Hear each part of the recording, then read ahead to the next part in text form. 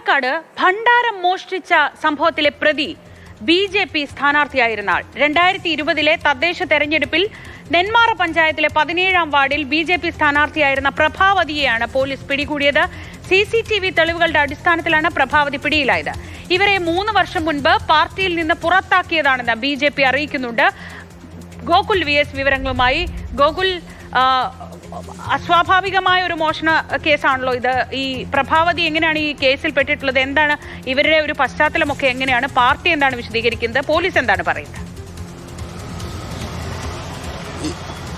ഈ പ്രഭാവതി അവിടെ വീടിൻ്റെ അടുത്ത് തന്നെയാണ് ഈ കണിമംഗലം ഭഗവതി ക്ഷേത്രം. അവിടെ വച്ച് തന്നെയാണ്, അവിടുത്തെ ഭണ്ഡാരമാണ് പ്രഭാവതി മോഷ്ടിച്ചത്. ഇവർ കഴിഞ്ഞ ശനിയാഴ്ച ഈ ഭണ്ഡാരം മോഷ്ടിച്ചു എന്നുള്ളതാണ്, കഴിഞ്ഞ വെള്ളിയാഴ്ച ഭണ്ഡാരം മോഷ്ടിച്ചു എന്നുള്ളതാണ് പോലീസും അതോടൊപ്പം തന്നെ അവിടുത്തെയുള്ള ക്ഷേത്രം മറ്റ് ഭാരവാഹികളൊക്കെ തന്നെ പറയുന്നത്. അതായത് വെള്ളിയാഴ്ച ഇത്തരത്തിൽ മോഷണം നടന്നു. ശനിയാഴ്ച ഈ ക്ഷേത്രത്തിൻ്റെ ഭാരവാഹികളും മറ്റും എത്തിയപ്പോൾ ഭണ്ഡാരം കുത്തിപ്പൊളിച്ച നിലയിലാണ് കണ്ടെത്തിയത്. ഉടൻ തന്നെ പോലീസിൽ വിവരം അറിയിച്ചു. പോലീസ് CCTV കേന്ദ്രീകരിച്ച് നടത്തിയ അന്വേഷണത്തിലാണ് പ്രഭാവതിയാണ് ഈ കൃത്യം നടത്തിയതെന്ന് കണ്ടെത്തിയത്. അങ്ങനെയാണ് ഇന്നലെ അവരെ അറസ്റ്റ് ചെയ്യുകയും കോടതിയിൽ ഹാജരാക്കി റിമാൻഡ് ചെയ്യുകയും ചെയ്തത്.